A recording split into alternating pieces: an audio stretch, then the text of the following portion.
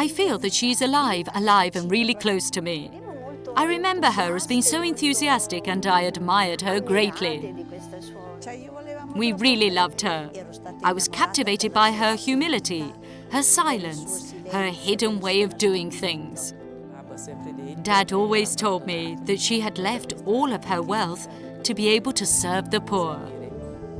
We felt that she was really ours. At this time, the Industrial Revolution was in full swing. It was a period during which science believed it could give definitive responses to the mysteries of the world, and the morals of many relied on a wisdom detached from Christ's message.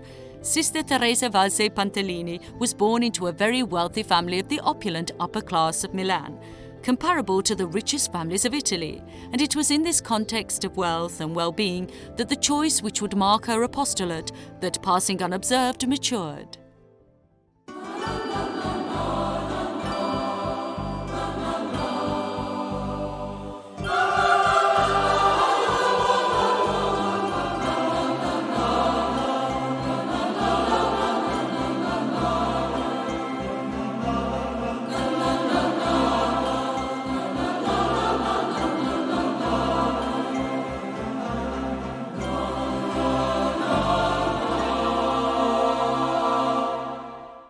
I am the daughter of Sister Teresa's nephew.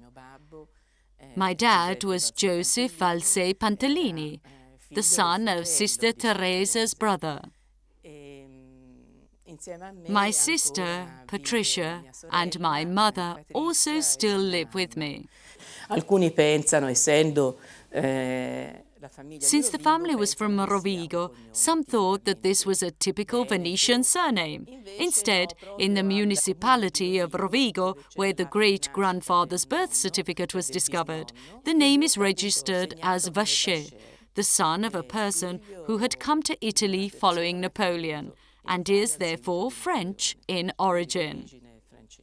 Since he had participated in revolutionary movements, Sister Teresa's dad left Italy in 1848 for political reasons. However, when he had to flee from Rovigo because of these reasons, he went to Switzerland with a friend named Pantellini. This friend died, and Joseph used his documents and the name Pantellini to go to Egypt. When at the end of the 1800s, he returned to Italy. After the unification of the country, he asked to have these two surnames.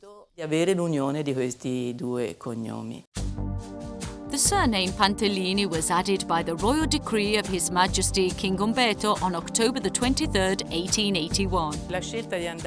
The choice to go to Egypt was motivated by the times. Studies made in Rovigo showed that many Venetians were going to Egypt. Mr. Valsè arrived there precisely at the time when the Suez Canal was opened. He opened hotels and restaurants serving Italian cuisine. This brought him good fortune. At Cairo, he met and married Josephine Viglini. They had 3 children, Italo, Teresa and Josephine. Teresa was born in Milan on October the 10th, 1878, in the home of her maternal grandparents, and received the sacrament of baptism in the Church of St. Francis de Paula. The Minimi Fathers, founded by St. Francis de Paula, built this church in 1728.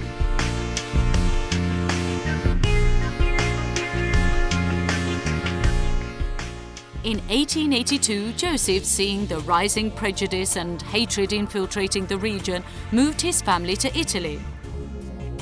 They lived first at Milan and in 1883 moved to Florence to Via Cavour, and then later, in 1885, to Fiesole, to the villa called the Bishop's Rest. When the family went to live in Florence, Teresa's dad was not well. Therefore, the children were sent to boarding schools. Teresa and Josephine went to Poggio Imperiale, a girls' school, while Italo, my grandfather, was sent to the Fiesole Abbey. È stato mandato alla Badia Fiesolana. They were very young, because Teresa, born in 1878, was 12 years old in 1890 when her dad died. 7 days after Teresa's entrance into Poggio Imperiale, Teresa's dad died. She wrote a letter to her brother Italo. "I loved him so much, and he was taken from us so soon. Seriously, I don't think I can ever be happy again. I feel overcome by sadness. I feel that my life is over." Approximately 25 years ago, Mother Emilia Anzani, Secretary General of the Institute, entrusted to me the task of producing a series of slides to make known the person and message of Sister Teresa Valsè. I went to Fiesole, above Florence, to the villa The Bishop's Rest, where Teresina spent her childhood. Guided by the daughter of the administrator of the property, I was able to see the parents' bedroom, where her father died, walk through the beautiful gardens with magnificent avenues, which at sunset seemed to echo still with the laughter of the brother and sister, and I saw the gong that called them to dinner. Vedere anche il gong che li richiamava per il pranzo.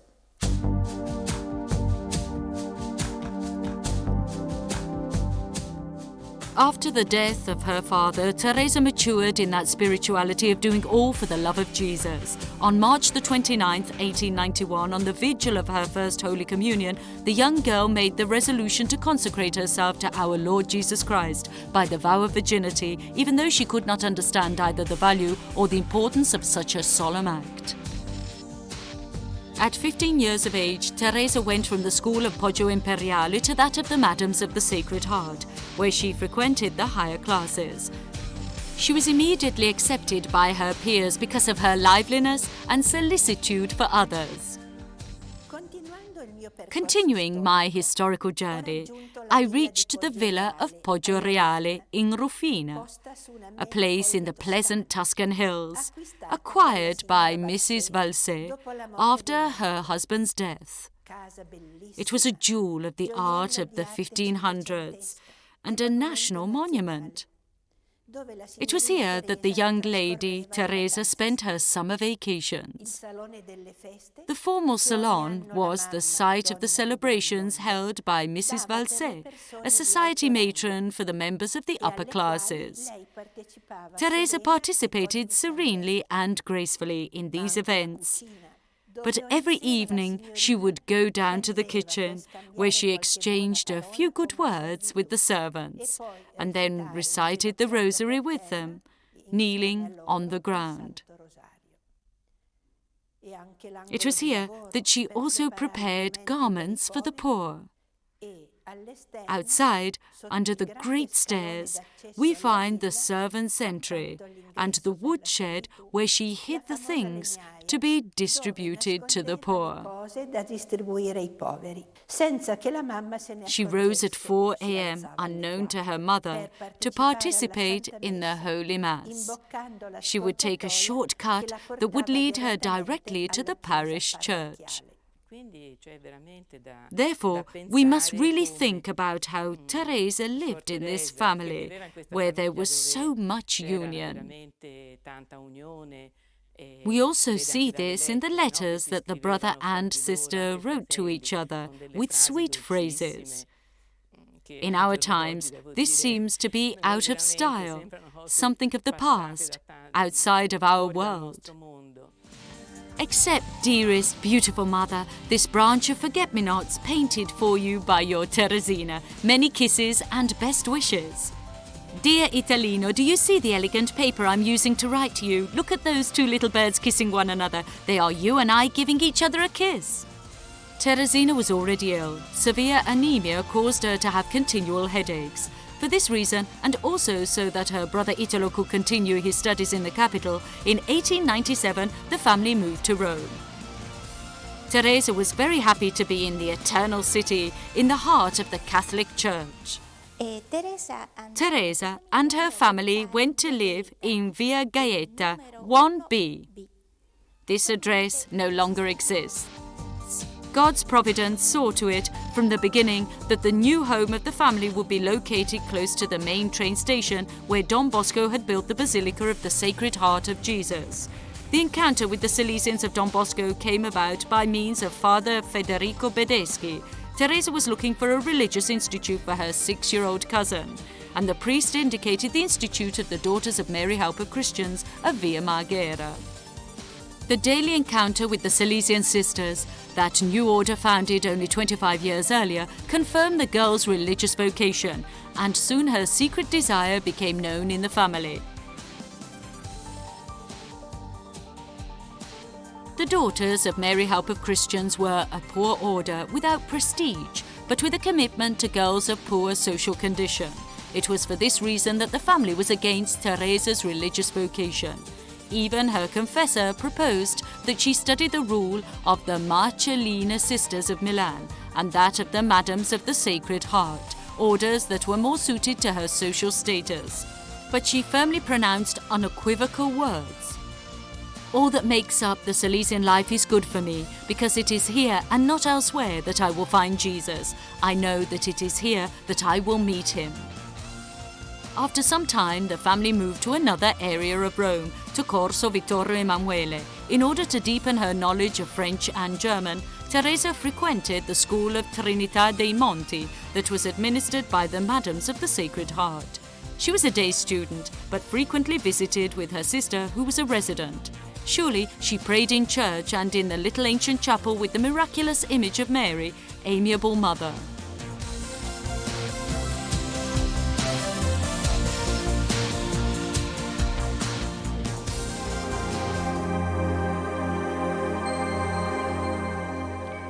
On November the 24th, 1899, Teresa's mother died in the sumptuous house in Corso Vittorio Emanuele in Rome. This was a hard blow for Teresa, but the suffering strengthened her determination. When Teresa knocked at the door of the Daughters of Mary Help of Christians of Via Marghera, asking to be received among them, the superior did not immediately admit her, but rather asked that the young woman pray, reflect, and present herself to Father John Marenco, provincial of the Salesians. In the long conversation, she was severely tested, heard of the difficulties connected to the choice, and finally, in a long letter to her brother Italo, Teresa revealed her irrevocable will to give herself to the Lord, entering among the daughters of Don Bosco. Teresa Valsè Pantellini entered the institute in Via Marghera 65, but at this time there was only part of the present house. We read in an old chronicle, February the 1st, 1901, Miss Teresa Valsè Pantellini of Florence entered as a postulant. For some time now, she aspired to be admitted into our congregation.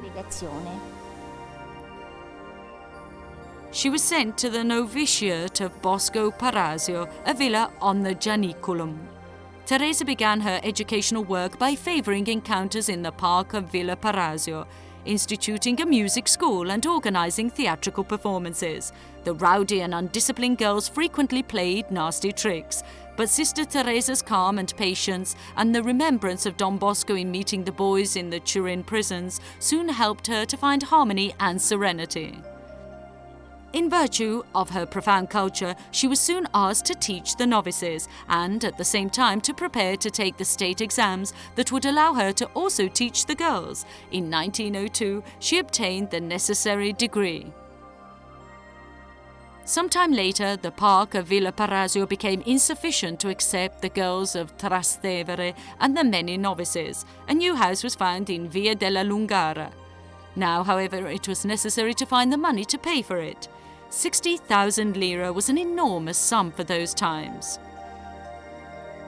Father Michael Rua, Don Bosco's first successor, visited the house and approved of the acquisition, and upon hearing of the financial difficulty, he told them to pray to St. Joseph. It was precisely on March the 19th, his feast day, that the contract was made through the good offices of the Bank of Italy. The move was made in a festive manner, and Teresa did not spare herself in transporting mortar and bricks. Her health, however, was becoming ever more precarious, and so the superiors decided to send her to Piedmont, where she was to prepare for the religious profession and make the spiritual retreat that immediately preceded it. Teresa's joy was immense. She was going to the land of Don Bosco and would be able to visit Valdocco. The chronicles of August the 27th, 1903 tell us Mother Mistress arrived from Nizza with Sister Teresa Valsè, who made her religious profession during the spiritual retreat.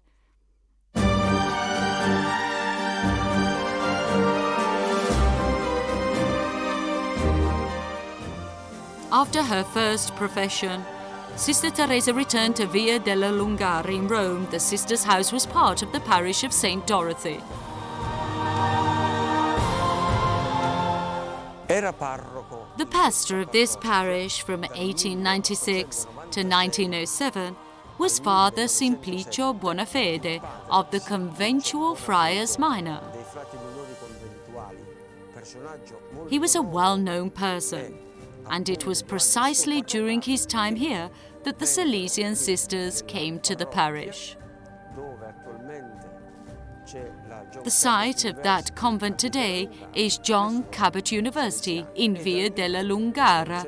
Sister Teresa Valsè lived here from 1904 to 1907. This was the period of the rise of workmen's associations after the encyclical of Pope Leo XIII, Rerum Novarum. We find ourselves before a situation that saw St. Dorothy as a centre of this type of association, lay and religious. Associazionismo laicale e religioso rinascente. It was a time of rebirth. It was almost centre for the Salesian sisters close by. There was a strong collaboration between the pastor and these sisters, who daily brought many young girls to the parish. The church remains as it once was. Even the baptistry is the same. Venerable Teresa Valsè certainly prayed before this picture that portrays Our Lady of Divine Love, painted by an anonymous Roman artist of the 1600s. The confessionals are the same. So also is the statue of the Sorrowful Mother, the crucifix, the statue of St. Joseph, all go back to the time of Venerable Teresa Valsè. Thus we have the visual memory of that which could have been the concrete content of the devotion. Contenuto concreto della sua devozione.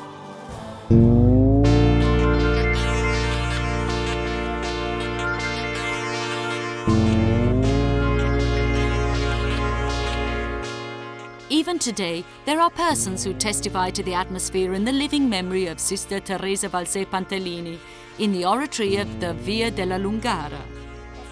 I am proud to say that I am an oratorian of the Trastevere of Via della Lungara 233. I knew this house during the year 1937-38. Here, I heard the older oratorians speak much of a certain Sister Teresa Valsè Pantellini, who was from a noble family, but they told me that she worked harder than anyone, was the most humble, always serene and smiling. At the right, there was a small house with low windows. The last at the right is that of Sister Valsè's room, and still today it remains unused, but then it was kept as a relic. After a short time, I too decided to enter the congregation. The superiors allowed me to spend 2 or 3 months in the house here, at the oratory, so that the detachment from my family would be easier. They put me in the room that had been used by Sister Valsè. During that time, I could not sleep thinking of her. Today, the objects belonging to Sister Teresa Valsè can be found in the Generalate in Rome. We went there to play.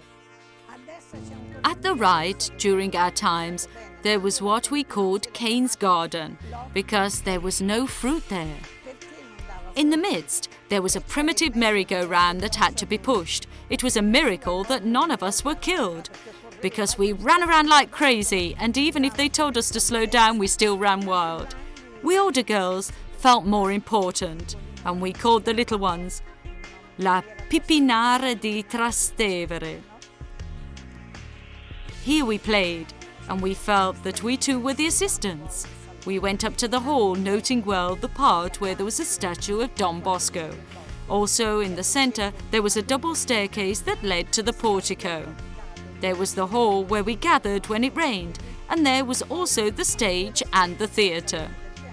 From there we went upstairs where the superior had her office.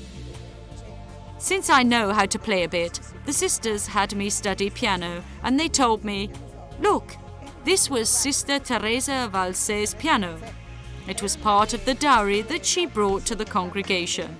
I wanted to study there all the time, and whenever I looked at those keys, I could almost see the young sister who played. I said, "Will you sell me this piano? I will pay whatever you ask." They said to me, "If you want any other one, we will sell it to you, but not this one, because Sister Teresa is going toward the honours of the altar, and it will be a great relic for us. But if I had to buy another one, I would get a new one. It was Sister Valsè's or nothing." In the house of the Lungara, Sister Teresa found the same problems they had always had. There was never enough money, the inhabitants of the neighbourhood opposed the work, and the chapel was set up in the place of an old stable. Sister Teresa's optimism, however, led her to say, "Our little church could rival a cathedral." These were the difficult years when anarchy proposed the cancellation of the fatal and cursed principle of authority, human as well as divine. Trastevere was rampant with ill humour and rebellion. The courageous superior, Sister Maria Genta, was resigned to the idea of giving up. "Why don't we intensify our prayers?" suggested Sister Teresa. "We are in the same condition that Don Bosco found himself. Didn't he also feel that he had reached the end of his rope?" At the beatification process, Sister Genta said that if she did not have the help and encouragement of that young sister, the house would have closed and the work would have ceased. Father Peter Schinetti, a Salesian, our spiritual director, told us about Sister Valsè. In the house of the Lungara, we used to go upstairs, where the relics were, and we looked at all of those kept in a closet. There was a reliquary where they had placed Sister Teresa's bones when they exhumed the body. One day I went, took a piece of cloth and attached it to a picture of Sister Valsè that I had. In 1968 I felt ill. My left lung was full of liquid. I had a little holy card of Sister Valsè. I took it, put it on my shoulder, and went to bed.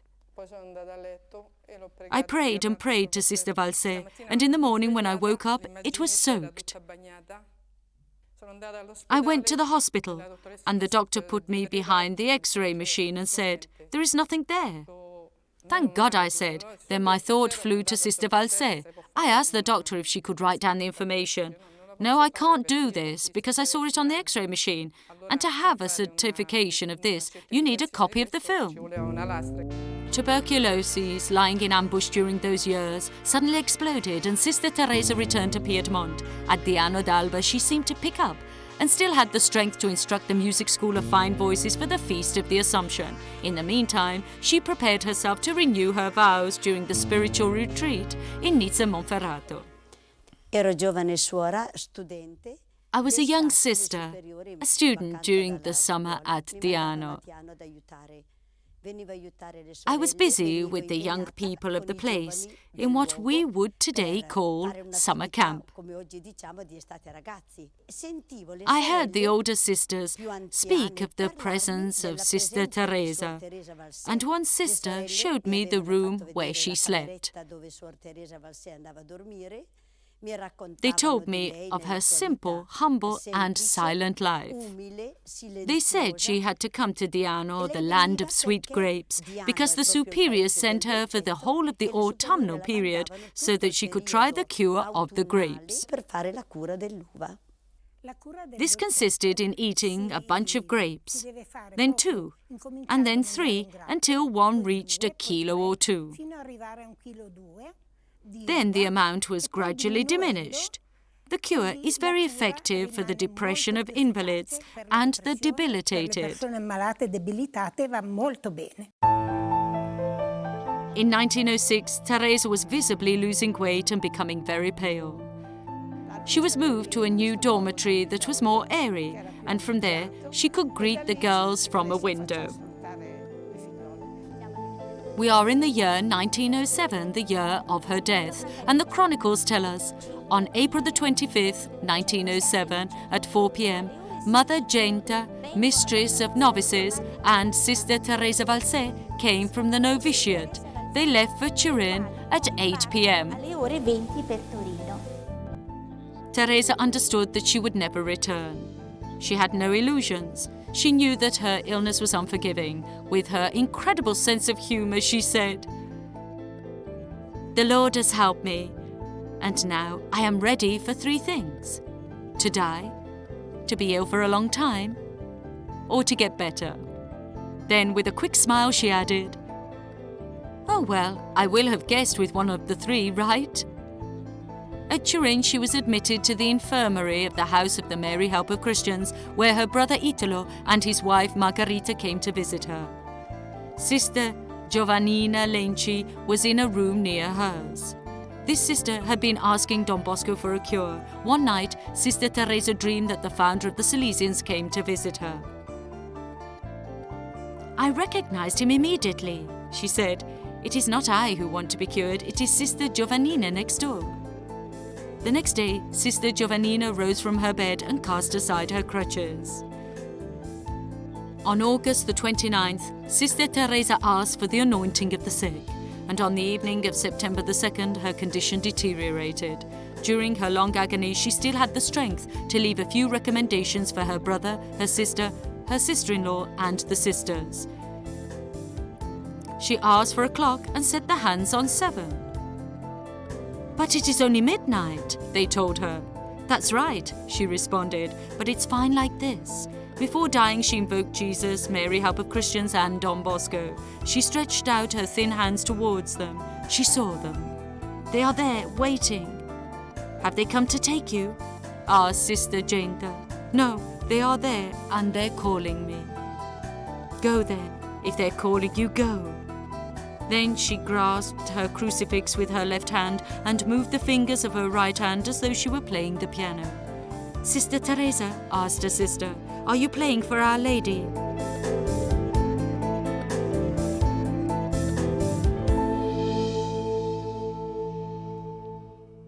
There was no response.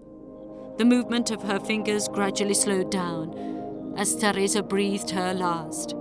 It was exactly 7 a.m. on September the 3rd, 1907. The body was brought to the mother house in Nizza Monferrato.